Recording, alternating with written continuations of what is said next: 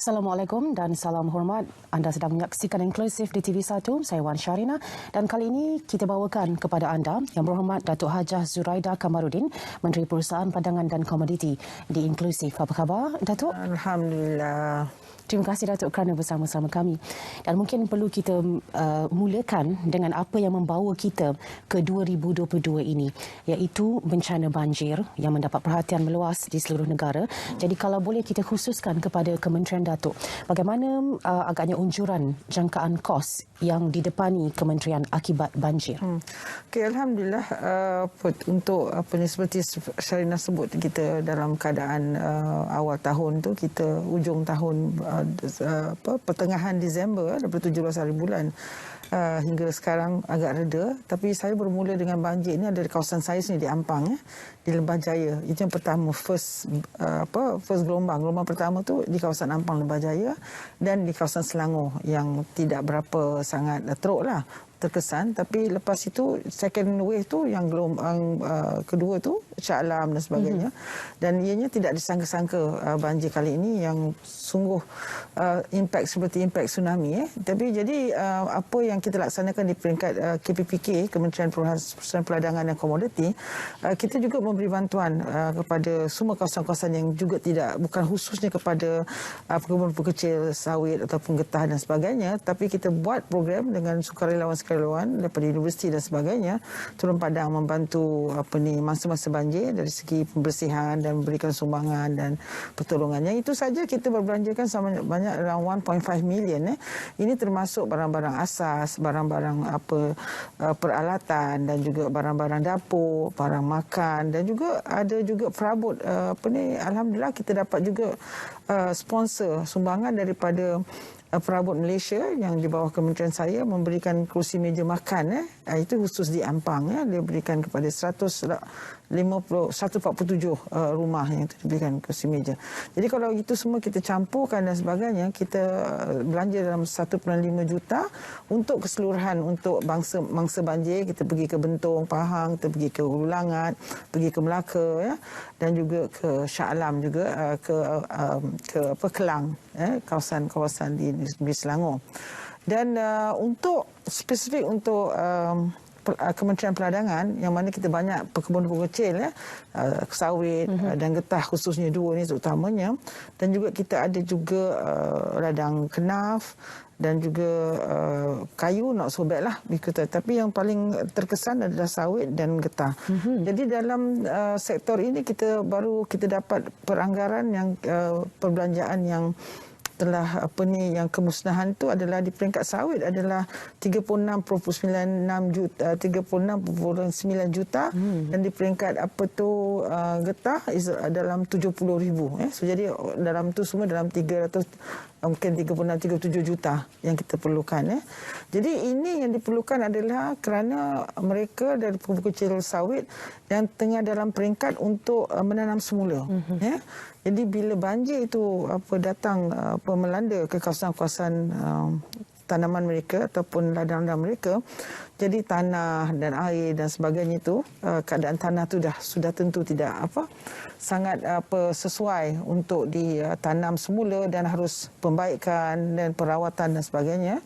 Jadi ini yang kita lihatkan, sama ada kita boleh membantu mereka dalam memberikan sumbangan dalam bentuk grant. Sebelum ini memang KPPK ada sumbangan untuk penanam semula dengan dalam bentuk pinjaman.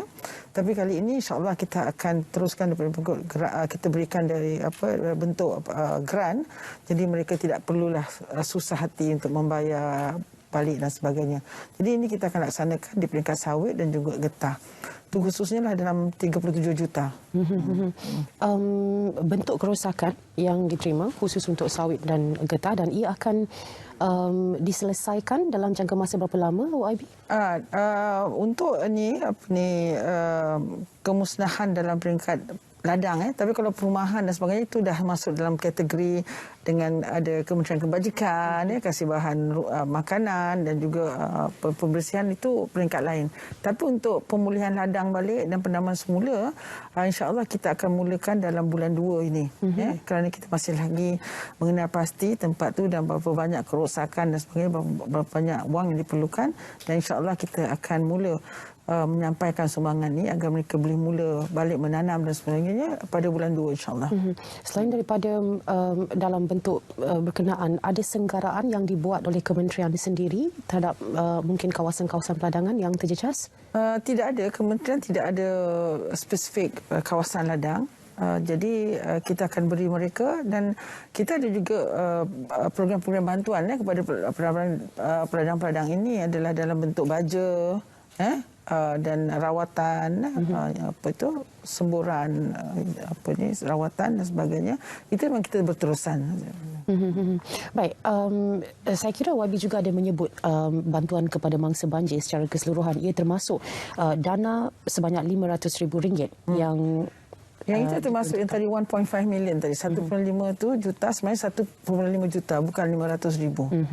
1.5 juta itu mungkin 500,000 tu daripada tabung yang kita dapat kumpul di peringkat kementerian, dan kita dapat kumpul di peringkat luar juga, dan pada keseluruhannya dalam 1.5 juta kita belanjakan mereka. Okey. Saya kira impaknya kali ini sangat di luar jangkaan daripada apa yang kita depani setiap tahun. Jadi bagaimana persediaan untuk masa akan datang di peringkat kementerian? Peringkat kementerian, perkara banjir ni memang terjadi tiap-tiap tahun di ujung tahun, bulan 11-12 itu memang jangkaan selalu yang kita. Cuma kali ini banjir yang datang ini luar jangkaan, luar dugaan, kerana ianya melepasi atap rumah, melepasi bumbung rumah, yang tingkat 2 pun juga kena. Sangat-sangat luar biasa. Jadi ini yang harus kita fikirkan. Kalau setakat yang seperti biasa tu masih lagi boleh urus, masih lagi dia boleh senggarakan di peringkat peladang-peladang ataupun mangsa-mangsa itu sendiri.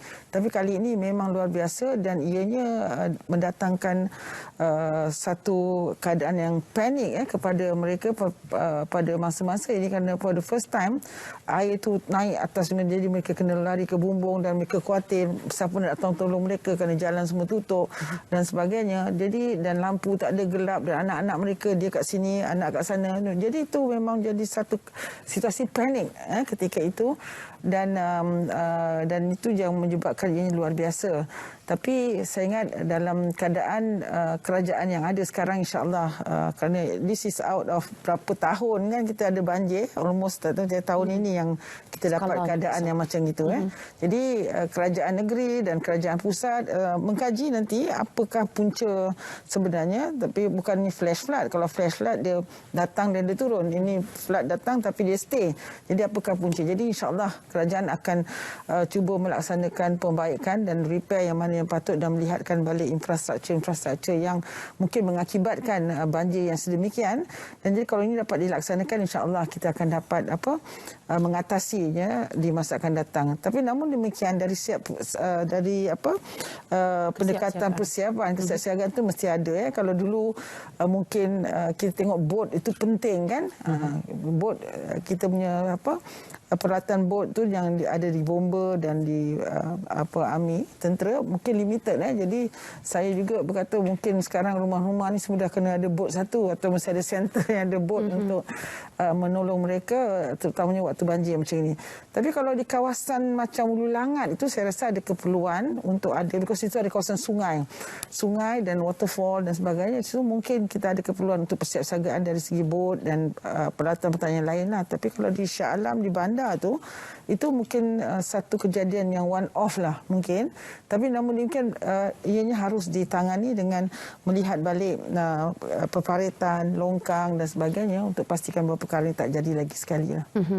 Okey, berkenaan dengan banjir juga, ada satu lagi perkara yang mungkin mengejutkan kita juga berkenaan dengan dakwaan pembalakan dan sebagainya. Dan saya kira ia boleh dikaitkan kalau betul begitu dengan salah satu sektor, iaitu pasaran perabot kayu. di bawah Kementerian Datuk yang mungkin boleh memberikan kita sedikit overview tentang sektor yang diunjurkan mencecah 13 bilion ringgit tahun lalu ini. Ada berkaitan dengan aktiviti pembalakan dan juga sektor ini? Sektor kayu yang di bawah kementerian saya, ia adalah sektor yang lumayan juga kerana dia dalam peringkat dunia, ada ranking dia yang ke-10. So jadi menghasilkan dalam 20 bilion ekspor dagangan ya. Dan apa yang terlibat dengan Kementerian Komoditi adalah aktiviti hiliran. Pembuatan furniture, perabot, pembuatan barang-barangan, tetapi bukan di peringkat huluan. Huluan itu dikawal selia oleh Jabatan Hutan, mempunyai akta perhutanan, dan dia ada SOP dia tentang pokok macam mana yang boleh dipotong, pokok mana tak boleh potong, tempat mana dan sebagainya. Jadi ini adalah ada kawal selia, dan kerajaan kita, negara kita ada polisi dia, dan saya percaya mereka menjalankan tugas dengan mengikut SOP dan polisi-polisi yang telah ada. Ya. Jadi kalau dikatakan banjir ini disebabkan oleh pembalakan, mungkin tidaklah berapa tepat ya, kerana hujan yang kali turun ini memang satu luar biasa, 2 kali ganda daripada biasa, daripada 60 mm jadi 120-150 dan berterusan, dan juga ini menyebabkan air bertakung di tanah-tanah itu dan menyebabkan tanah gelunsur dan sebagainya. Jadi mungkin pokok-pokok kayu di atas sana jatuh dan menyebabkan balak-balak itu turun ke bawah ya. Jadi kalau ikut dari segi kementerian saya, memang kita tidak ada kawasia dari segi perhutanan itu, tapi dari segi aktiviti hiliran ya. Kayu dah keluar, kita buat furniture perabot. Okey. Dan Al-Alam Datuk menyebut bahawa ini juga antara yang mempunyai prospek ataupun potensi yang besar. Bagaimana agaknya jangkaan untuk tahun ini bagi pasaran perabot kayu? Tahun ini saya jangkakan boleh mencecah 2 kali ganda, kerana kita ada beberapa program yang kita nak pastikan bahawa industri perabot ini akan menjadi satu industri yang diutamakan di peringkat kementerian, kerana kita merupakan negara yang mengeksport perabot kitchen cabinet ke US ya.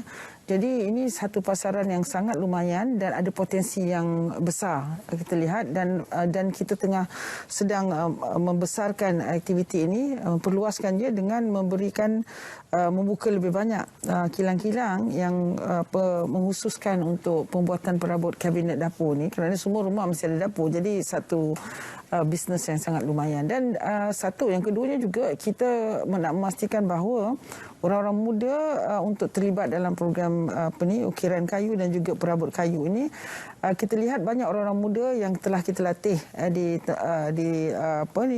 di kilang-kilang tertentu, dan ini kita akan duplicate kilang-kilang ini untuk memastikan mereka menjadi entrepreneur tersendirilah untuk menghasilkan produk-produk kayu ini. Jadi oleh kerana, dan juga kementerian juga melihat potensi-potensi baru untuk membuka pasaran di India dan di negara-negara Eropah dan sebagainya.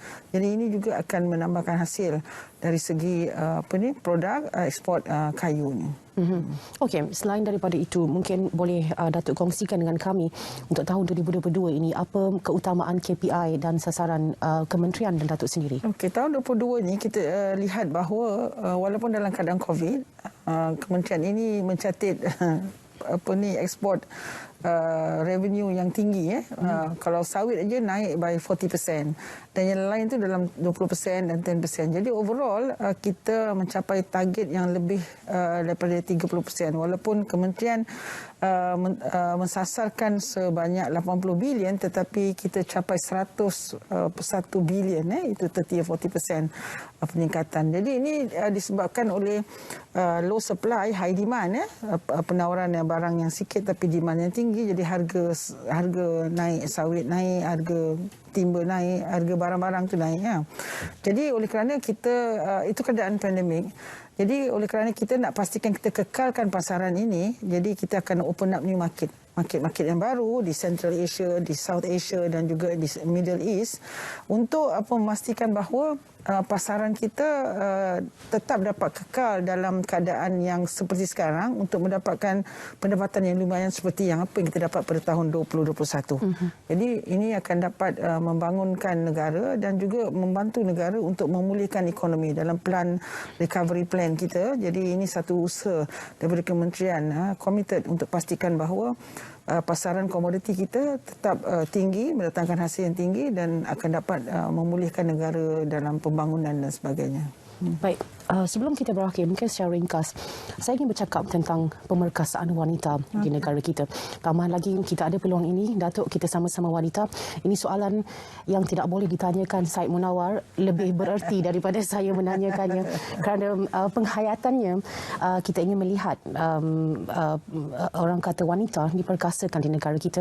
Bukan sekadar dalam kalangan ahli-ahli politik wanita, seperti Datuk yang sampai ke peringkat kabinet, menteri kabinet dan sebagainya. Dan kalau kita lihat penglibatan di sektor korporat juga begitu membanggakan, tapi hakikatnya secara keseluruhan di mana wanita kita sekarang ini berada pada fikiran Datuk? Saya kira dari segi penglibatan wanita masih lagi belum mencukupi. Tapi di dalam sektor atau level peringkat-peringkat clerical, managerial, tingkat pengurusan rendah, memang kita dah capai lebih daripada mungkin 50%. Tapi di peringkat membuat keputusan, di peringkat menduduk di kerusi-kerusi pengerusi, kerusi-kerusi managing director itu masih lagi kurang lagi. Tapi apa yang saya laksanakan adalah dalam kementerian saya ada 11 agensi, ya, dan ini saya pastikan saya capai sekurang-kurangnya 30% pelantikan wanita dalam semua board of directors dalam agensi saya. Tapi alhamdulillah saya capai 34% di kalangan chairman, CEO pun ada dan board of directors ada. Jadi ini satu permulaan dan mereka ini adalah daripada ahli-ahli korporat yang punya pengalaman korporat dan insya-Allah mereka menjalankan tugas dengan cara profesional. Dia qualified. Dia bukan saja token kerana saya nak wanita, no. Dia qualified women and saya dapat respon yang baik daripada kaki tangan kerajaan yang mengatakan chairman-chairman wanita yang saya letak ni mereka kerja sangat committed and they work like full time worker, bukan chairman untuk chair meeting tetapi they really go to the ground and they go and also market, membuat pasaran, dia membuat penerangan dan sebagainya, very aktif untuk memastikan bahawa produk-produk kita, komoditi kita tetap dapat meningkatkan pasaran kita. Jadi kerana mereka faham the commitment of this ministry is to bring money to the country. So therefore is very important. So, jadi mereka bekerja keras dari segi itu. Baik, terima kasih Datuk kerana bersama-sama kami menerusi Inklusif kali ini. Yang berhormat Datuk Hajah Zuraida Kamarudin, Menteri Perusahaan Padangan dan Komoditi bersama-sama dengan kami menerusi Inklusif. Dan anda boleh ikuti episod kedua bersama-sama Syed Munawar nanti. Saya Wan Syahrina. Jumpa lagi lain masa.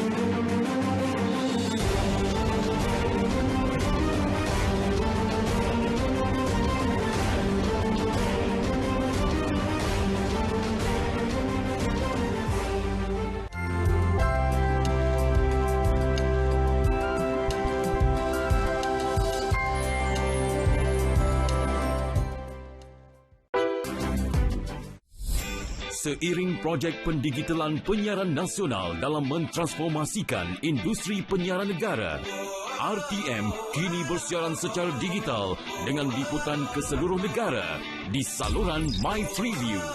Saksikan program-program kegemaran anda